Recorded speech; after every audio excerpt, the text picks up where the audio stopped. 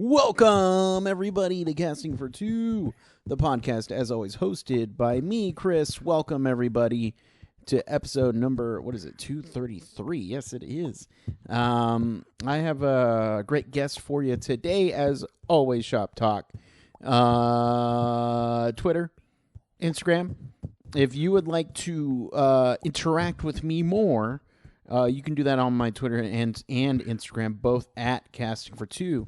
Send me an email, castingfor2@gmail.com. Or, if you're like, I like this guy, I like this Chris guy, but I wish he had another podcast that he does.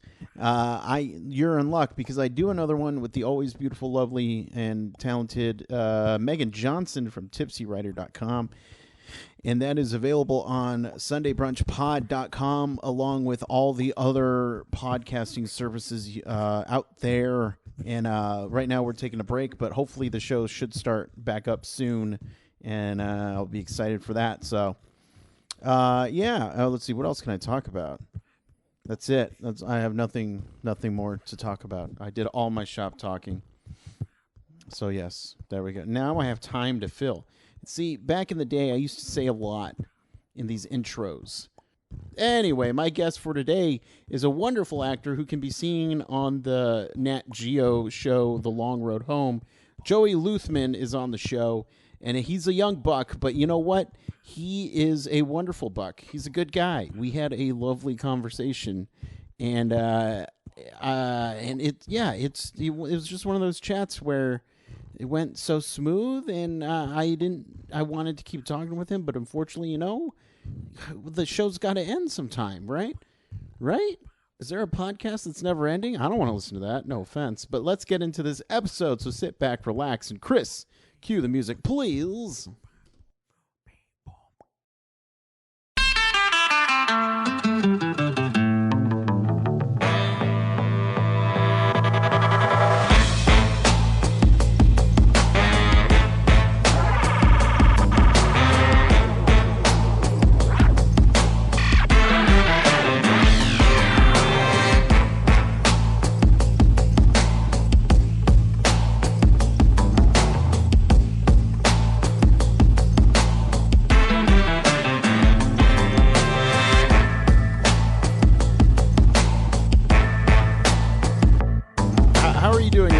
This morning?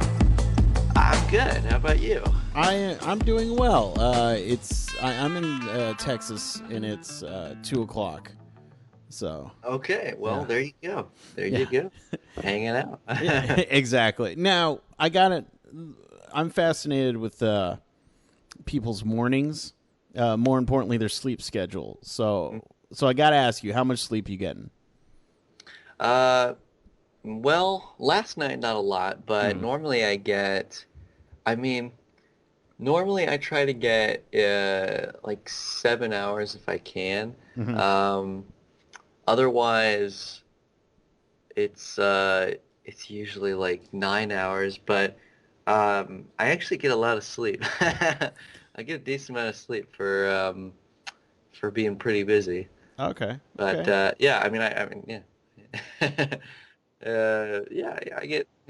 feel like I get good sleep. My friends, however, oh my God, they can stay up super late and get up super early, and then it's like they're fine. But I need like a 7 hour, like anything lower than 7 hours starts to push it a little bit for me. Gotcha. See, I'm the opposite, where anything more than 7 hours, and I'm just tired throughout the entire day. Yeah. Yeah, there's like a weird like sweet spot where you get perfect amount of sleep and then you get too much sleep and then it's the opposite effect. You just feel tired all the time. Yeah, and I feel like it's been happening more often than not, just because I've been doing a lot of things, and of course the holidays demands a lot from an individual, but and that's something that I was fascinated about, and still kind of am, is sleep cycles with REM cycles, and knowing when to set your alarm so that you can time it, so that you account the time it takes to fall asleep and the time it takes to go through a cycle on average, and then the grace period in between the cycles. So it's like it's kind of fun figuring that out and then setting the alarms to that time. Yeah. But because then you wake up if you're because even if you do get like 7 or 7.5 hours and but you wake up in the middle of a cycle, you're gonna feel just as bad as you would waking up at 9 hours or whatever. Right. Right. But yeah, yeah. Well, and then I have to wake up before my alarm clock goes off. Oh, It's weird because it's I don't and I just it just kind of happens. I just wake up I do and that yeah. too. I'll just set an alarm and it's like usually when it happens, it has to be so far in advance. Like if I do it right before bed, Mhm. I don't think it would happen. But if I set it a lot earlier in the day and then I go to sleep and I like forgot that I set it a long time ago, it's like my body just knows to get up, and so I wake up like 30 minutes before, and so I'm like, what? Like just jarring a little bit. Yeah. Yeah, yeah, I know. So as you can see, this is a pretty loose show, Yeah. Yeah. where we just talk about sleep patterns. Hey, there you go. Sponsored by Serta. Oh my god! I would love to do a podcast just from my bed. It's like I interview That would while be just awesome. yeah, I just sleep. All right, you talk whatever. I'm gonna go to sleep and take a Yeah, nap. perfect. But one thing I love to know is when people catch the bug that they catch. In your case, when did you know acting was something you wanted to pursue? Um, well, I knew that I really liked to do it when I was younger with my family. I come from a family of seven, Mm. and so we all were actors together at one point in time. And then through the years, a lot of my siblings went to school, and then after school, you know, there was a lot of variety, kind of in the arts still. My sister Lauren teaches art to a bunch of kids in the UAE in the Middle East, Hmm. and my older brother Michael is a musician. My sister Julian is a choir teacher. My older brother Jonathan is a electrical engineer in Costa Mesa, California, and then my oldest brother Phil is the tech advisor for the entire school district Okay. that he is working in Ohio, and me and my younger sister are actors in Los Angeles. But I, I think I was probably 5 when we first started doing plays all together. Hmm. And then when they started going to school and then they got busy and they didn't, they weren't super interested in it anymore. I was still getting older and was still interested in it. And I think I was about 8 or 9. And it was around that time that I did this talent competition. Hmm. Um, and I really liked acting at the time, and I didn't know, I never thought of it as like a career because it seemed so, I didn't even know what that meant, but it seemed ridiculous to call something that I liked to do a career. That Right. was kind of my thought process. But yeah, so we did this like talent competition in Florida, and people there said, you could try going to Los Angeles to try film and television, and it's something that people do, and you could give it a shot. I'm like, okay, so well, I didn't say okay, my parents said okay, um, but we gave it a shot. We came out. From what we discovered, we had to pretty much be here in order to make it possible, Hmm. because we visited a few times, and each time people, we got more of a sense of what it was going to be like um, to do acting in film and television in Los Angeles.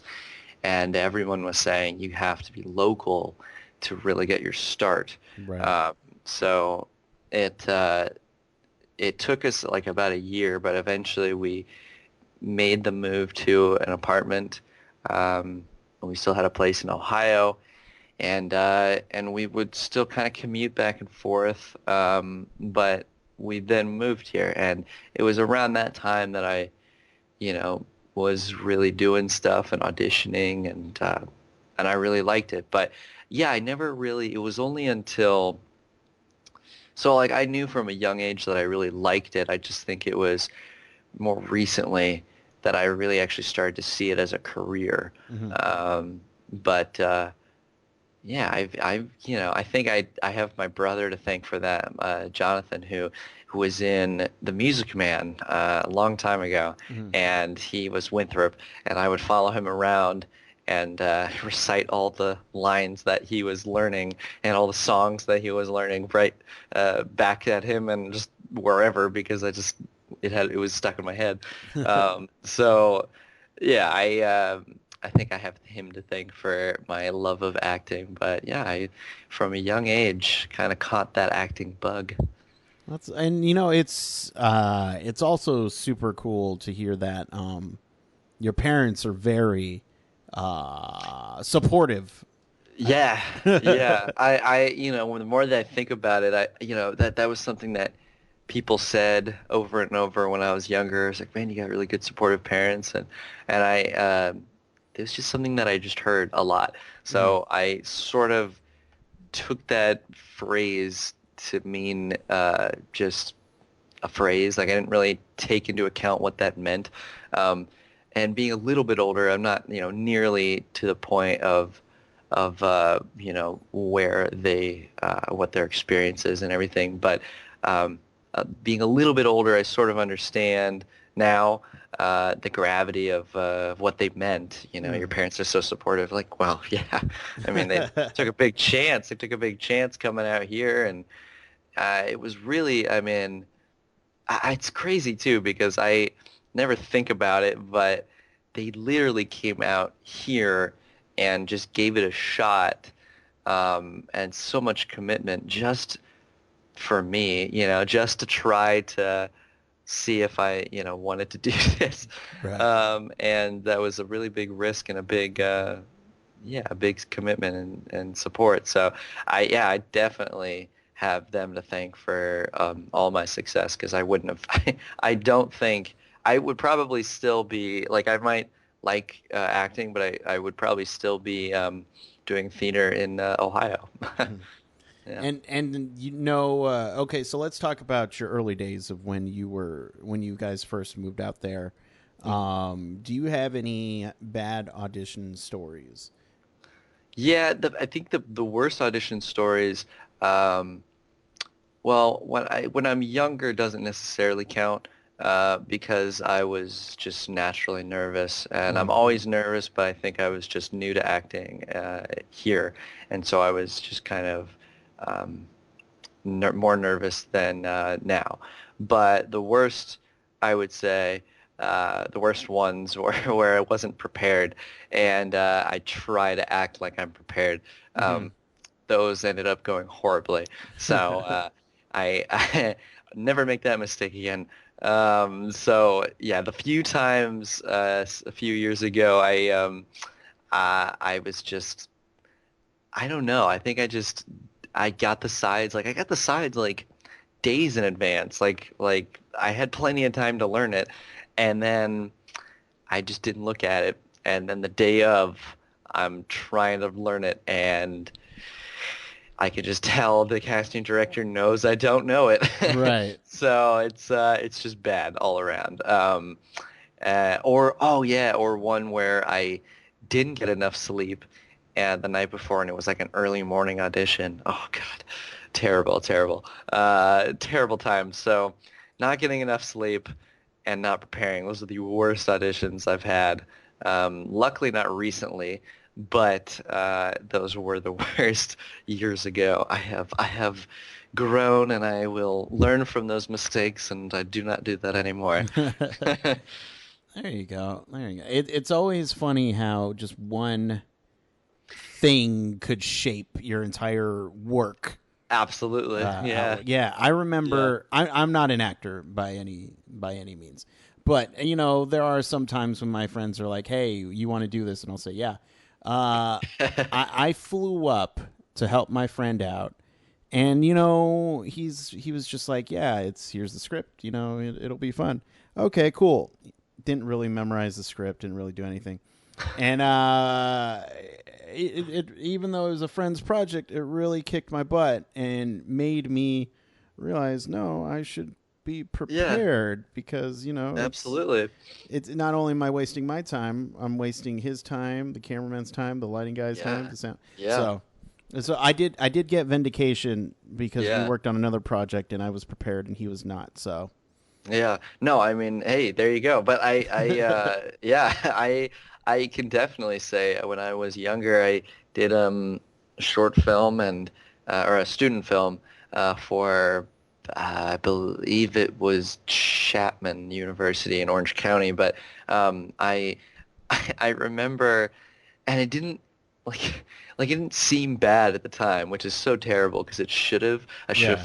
I should have felt terrible about it. But when we were filming and the director is like, okay, so we're going into this scene, and we're like starting the scene, and I'm like, and we're like starting the lines and with the other actors, and I'm like, wait, what scene is this? And I'm like, and the director has to explain it to me and like give me lines, like tell me what the lines are, and I'm so bad. Like I didn't know what the script was, and I Yeah. didn't see that there was anything wrong with it. But those were older times, so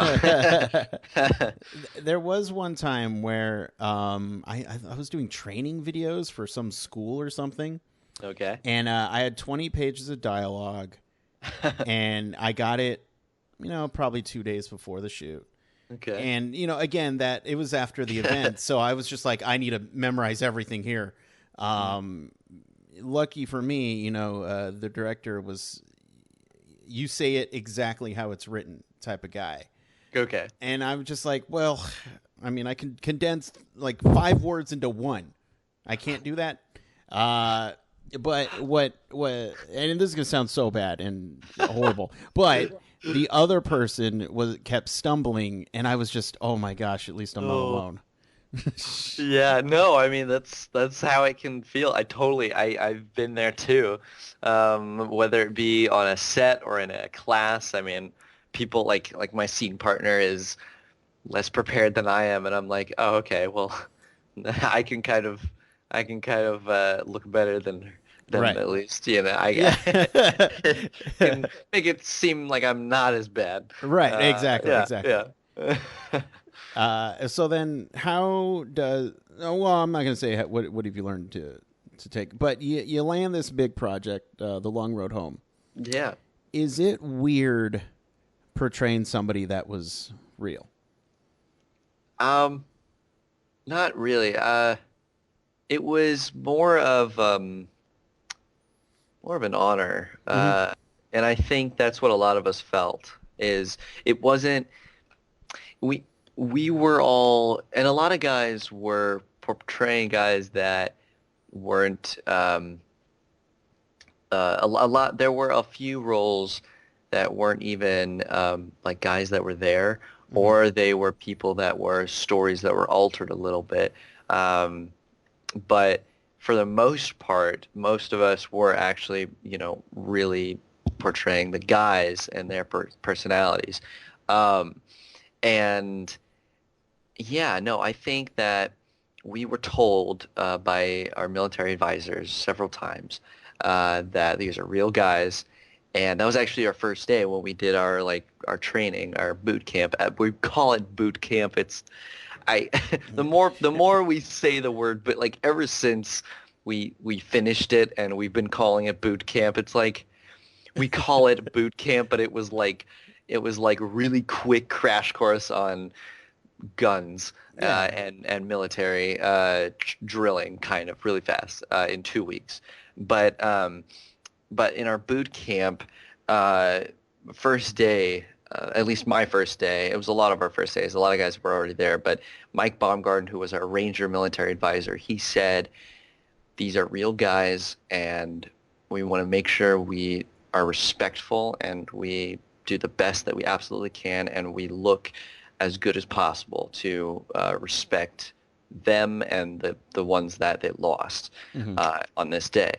And so from that moment on, it was kind of like just matter of fact. It was just kind of like, yeah, I am portraying this guy, and I'm just gonna just do it the way that I'm told is how he was, and what the director wants me to do, and just kind of matter of factly go about it. So it was.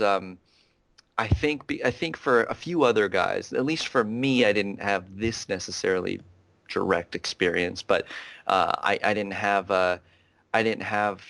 my guy to talk to a whole lot because Hmm. he's overseas in the Navy. But it was still a cool experience to talk to the other soldiers who were there, and they could tell me firsthand their account of my real life counterpart, which was really cool, and just that perspective made it real. But it also, again, made it was very matter of fact. So I didn't have to try too hard to be this person. It was kind of just like I took the experiences and I just sort of applied that to my acting, and went from there. Okay. And is that so? How do you get into a particular headspace of this character?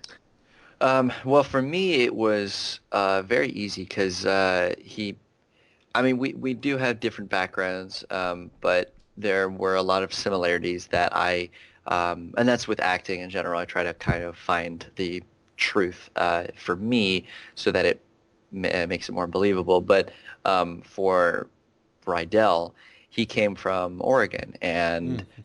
I came from Ohio, so in a sense they're the same, different part of the country, but smaller towns essentially. He was more of a farm boy than me, but from what I've heard, and for me, I mean, we're similar in some ways, coming from smaller backgrounds and not seeing war.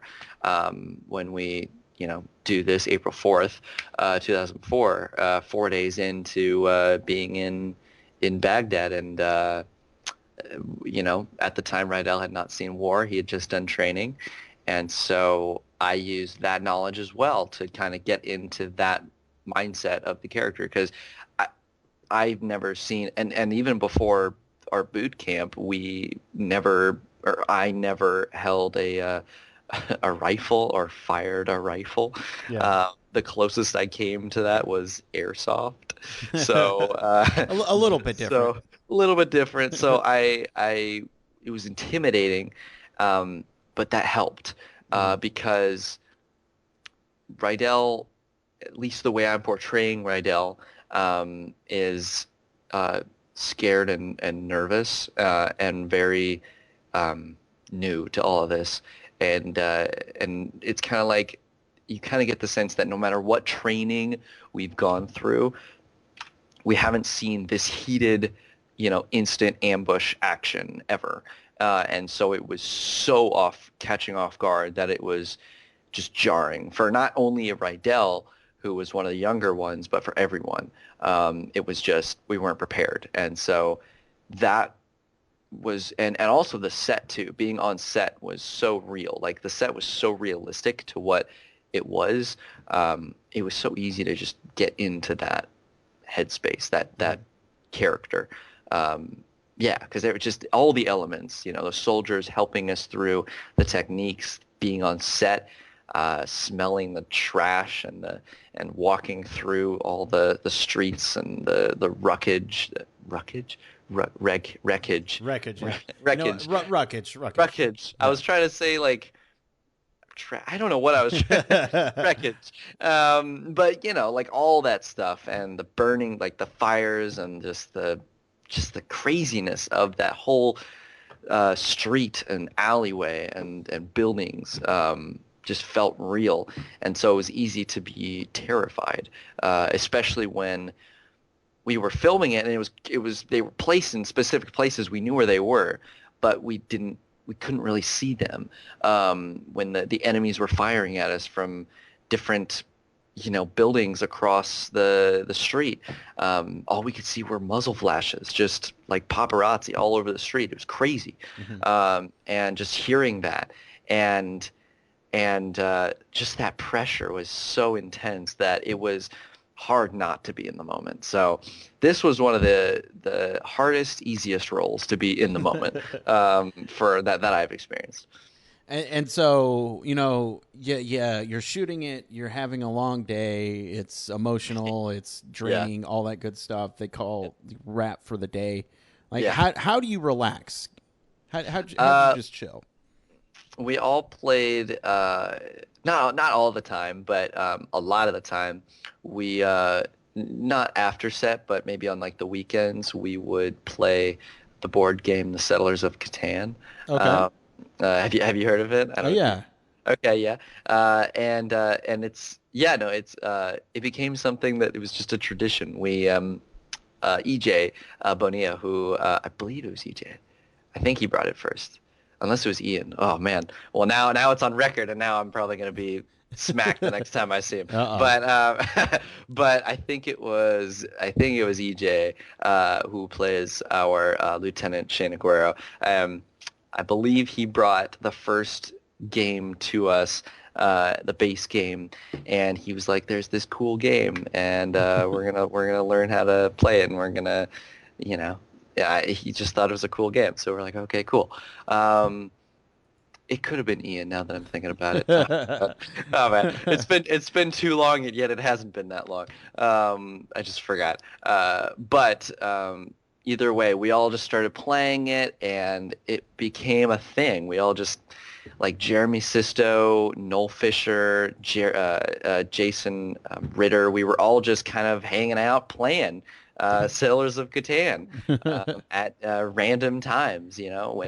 When someone was off shooting or before we were shooting at base, and it was like a night shoot, so we had all day, and or if it was a weekend. So I mean, that's kind of just how we relaxed, and EJ had a. Well, I think we all did, but EJ was the one who actually used his grill, and we barbecued at his place, and it was great. I mean, we just kind of bonded a lot through barbecue and Catan. That was great. There we uh, go. yeah, yeah, I feel like I've played this game before once, it's a great and game. yeah, I had a lot of fun with it. But the thing Yeah. about me, I'm not a competitive person at all. Okay. But for some reason this night, because I think we were doing partners, I looked at my buddy and I said, "There's no way we're not losing." And we just dominated, and I was just like, Wow, "Yep, that's yep, awesome. yep." There was acting like, "Oh man, should we do this?" But we know what we were doing. We, Yeah, yeah, yeah, yeah. we knew we yeah, and That's so great. it's the weirdest thing, and it's Yeah. again, I never feel competitive, but I just felt like I had Hey, to win.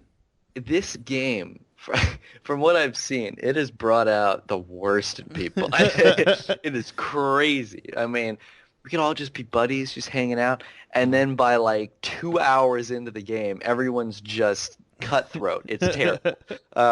So, yeah, it's very competitive. We make it very competitive at least. We Right. also have like house rules too. Like EJ said, if you build a city, you replace your settlement, you build a city. If you build your city, normally in the game rules, that's it. You get, two resources, and that's the end. Like there's other rules to it, but that's, basic rules. That's it. But his house rules were you have to name it a ridiculously complicated name so that when you claim your resources for that city, you have to say the ridiculously complicated name every time, and if you don't say it, you don't get the resources. And it's like, what? So there were so many little things like that were made up just for our own little rules, custom rules, and it made the game more fun and harder. Yeah. But yeah, we make it very competitive. Nice, nice. So for the people at home who'd like to keep up with everything that you do, watch any of the projects that you do, where can they do that? Oh, you can definitely find me on, I'm very active on Instagram and Twitter. You can find me. It's just, I'm super basic. It's just my name. Joey, JoeyLuthman. Joey Luthman. That's on Twitter, Instagram, and Facebook. On Facebook, on Facebook it is Joey Luthman as well. Yeah, that's where I'll be. And as far as watching the show, you can catch it on Nat Geo on demand on their website. So definitely check that out. All the episodes should be up by now, and that's a good way to just binge it because I know what happens, but it Right. was hard to just watch it 1 week at a time because it's so good. Like every cliffhanger is so good and so bad at the same time because it makes you want to watch. But binging it is so easy because now we have on demand, but it's like that's the way it should be watched. So yeah. There we go. Yeah. Thank you so much, Joey. Thank you. I'm glad we got to chat. Yeah, I am too. This was fun. Yeah, and anytime you want to come back on, just let me know, all right, man? Absolutely, dude. I'm sorry it was so complicated getting it situated the last couple times. It was technical problems and timing, but we now have it. That's So, all good. Oh, I forgot to hit record. Oh, well. ah! But no, Well, yeah, you have a good one, all right, man? you too. Thank you. Thank you. Bye-bye. Bye.